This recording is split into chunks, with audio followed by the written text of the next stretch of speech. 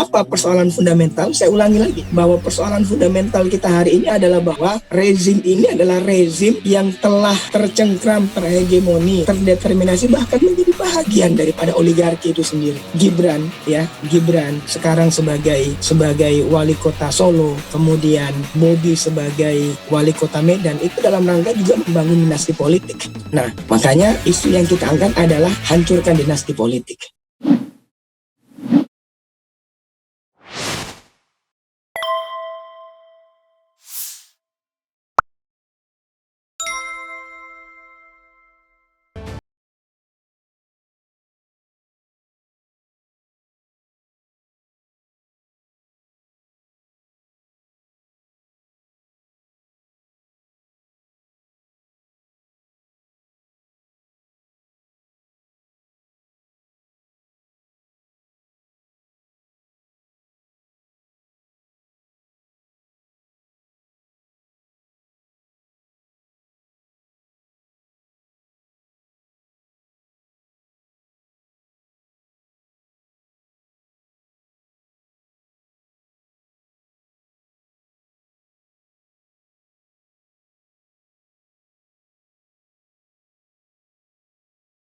Sekarang kalau kita ingin dikotomikan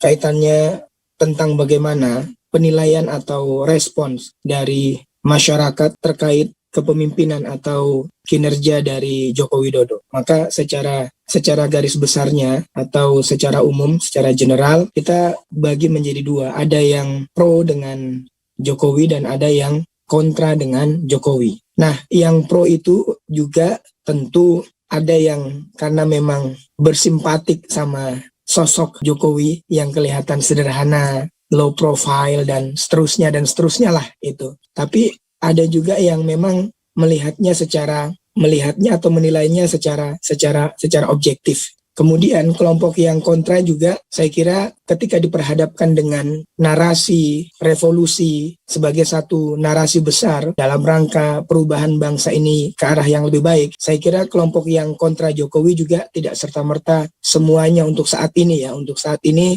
bisa menerima itu. Nah, tetapi ada banyak kebijakan, ada banyak janji-janji politik. Kemudian dilihat juga orang-orang yang ada di sekeliling Jokowi yang ternyata memang memiliki kehendak-kehendak jahat, memiliki kepentingan-kepentingan personal, kepentingan-kepentingan hanya untuk segelintir entitas mereka saja dalam rangka menguasai sumber-sumber kehidupan di bangsa ini. Nah, sehingga menurut saya bahwa yang paling penting sekarang ini kalau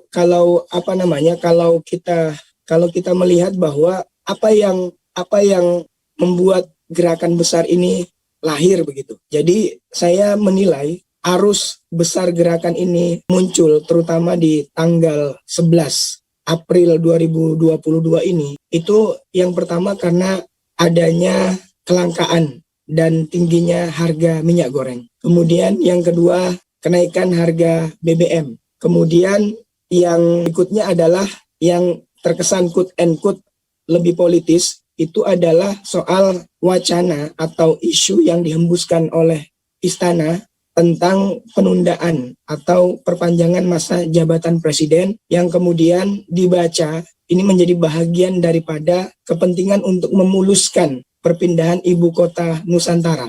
Lalu tentunya kalau kita analisa lebih jauh, pasti ada kaitannya dengan kebebalan Mahkamah Konstitusi yang kemudian menolak gugatan yang diajukan perihal presidensial threshold yang 20% itu untuk dihapuskan. Ini adalah serangkaian yang luar biasa. Tetapi yang menggerakkan adalah persoalan-persoalan yang memang menyentuh. Persoalan-persoalan yang memang menyentuh secara langsung kebutuhan perekonomian masyarakat, terutama masyarakat bawah. Sama seperti ketika kita berbicara beberapa tahun yang lalu, 2 tahun yang lalu tentang Omnibus Law yang hari ini menjadi Undang-Undang nomor 11 tahun 2020 Cipta Kerja, walaupun terakhir putusan Mahkamah Konstitusi adalah inkonstitusional bersyarat. Nah, itu lucu juga sebenarnya. Inkonstitusional tapi ada syaratnya.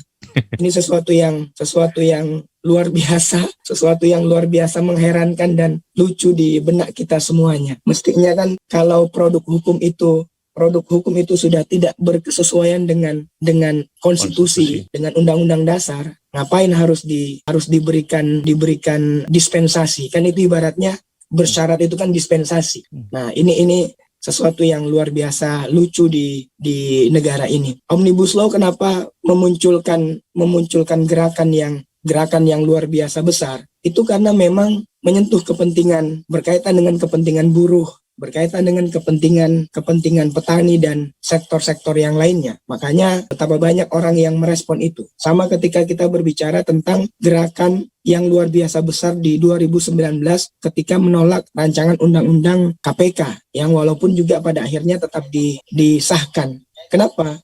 Karena masyarakat Indonesia, lebih-lebih mahasiswa, sudah menyadari bahwa korupsi, kolusi, dan nepotisme itu ya menjadi extraordinary crime yang secara langsung ataupun tidak langsung berkontribusi bagi memundurkan dan memiskinkan rakyat Indonesia. Bayangkan uang yang miliaran, uang yang triliunan rupiah, lalu kemudian diambil oleh 1-2 orang elit yang akhirnya berimbas kepada masyarakat Indonesia yang lebih banyak. Nah, saya mengatakan bahwa isu korupsi, kolusi, dan nepotisme, kemudian persoalan-persoalan yang secara langsung menyentuh kepentingan kehidupan masyarakat seperti kelangkaan BBM, kemudian mahalnya minyak goreng, bahkan kelangkaan dan mahalnya sembako, itu akan menjadi trigger yang luar biasa bagi arus aksi yang besar. Tetapi perlu diingat bahwa gerakan yang berkualitas, gerakan yang bermutu menurut saya, gerakan yang ideologis tidak saja berhenti sampai pada persoalan-persoalan itu. Maka harus mampu menemukan akar permasalahan yang sesungguhnya dari serangkaian persoalan-persoalan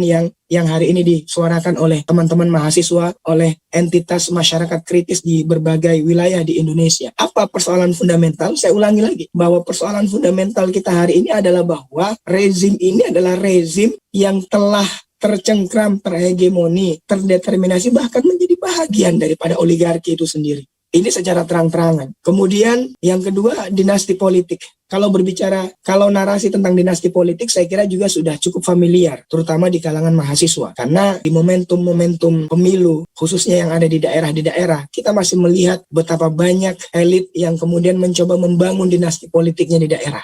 Lalu bagaimana check and balances? Itu akan terjadi. Kita masih melihat ada daerah yang ibunya bupati, anaknya ketua DPRD. Bagaimana caranya check and balances itu antara kedua lembaga eksekutif dan legislatif itu bisa berjalan dengan baik kalau ternyata hanya sanak saudara kerabatnya saja. Sama seperti Joko Widodo. Saya pikir bahwa Jokowi kalaupun benar-benar dia komitmen terhadap apa yang dia sampaikan kemarin, karena kemarin nampaknya panik juga, akhirnya melakukan rapat menurut saya itu rapat dadakan juga, lalu memutuskan bahwa dia berstatement yang saya baca di media atau di flyer-flyer yang tersebar di sosial media bahwa Jokowi sudah menegaskan tidak akan terjadi perpanjangan masa jabatan ataupun penundaan pemilu. 14 Februari 2024 adalah tanggal di mana pemilu itu, Pilpres itu pemilu serentak itu dilakukan. Nah, tinggal kita semuanya masyarakat mahasiswa ini nanti akan memantau, akan menagih apakah beliau komitmen dengan itu atau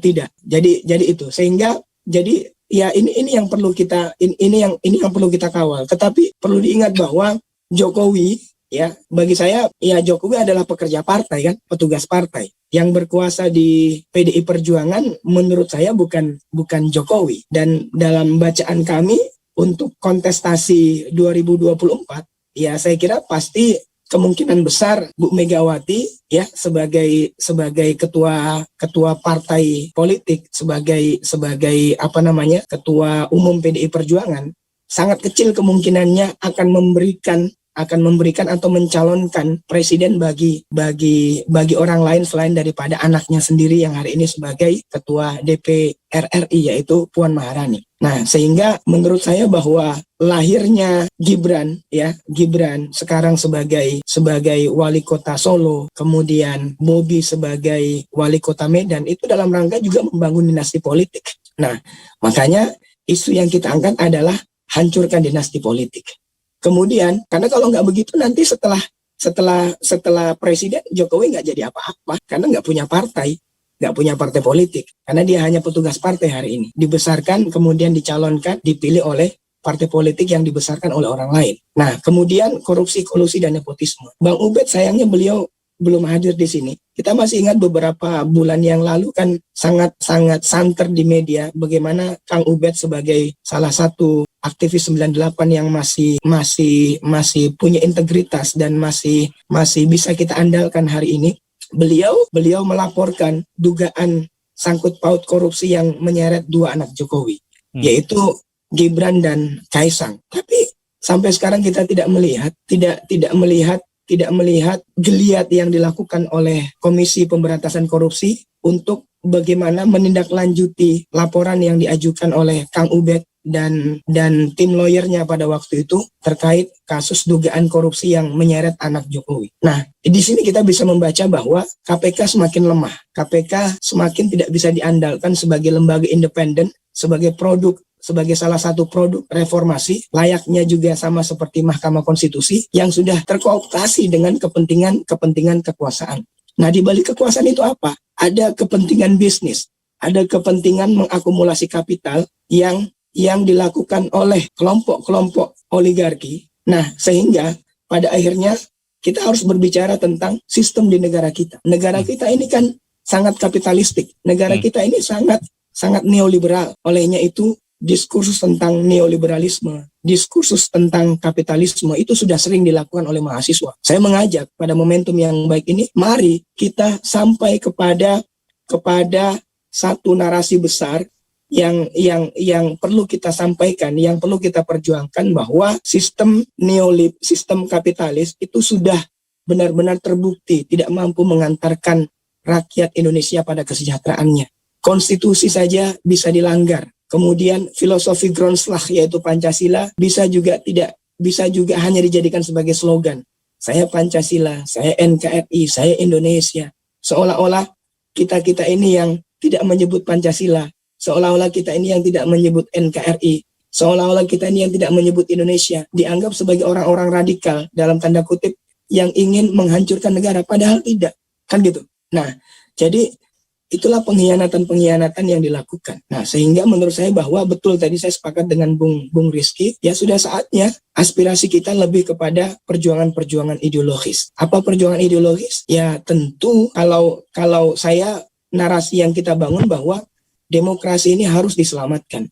Tetapi demokrasi yang kita bangun adalah demokrasi yang berorientasi kepada perlindungan terhadap hajat hidup seluruh rakyat Indonesia dalam konteks kemajemukannya. Namun demikian bahwa dalam kita berjuang, regulasi yang dibentuk, undang-undang yang dibentuk harus, ya kalau kita sebagai HMI yang azasnya Islam, maka Al-Quran dan Sunnah itu menjadi nafas dalam kita berbangsa dan bernegara. Karena Islam yang kita yakini adalah agama yang rahmatan lil alamin. Saya kira itu, Bang Slamet ya.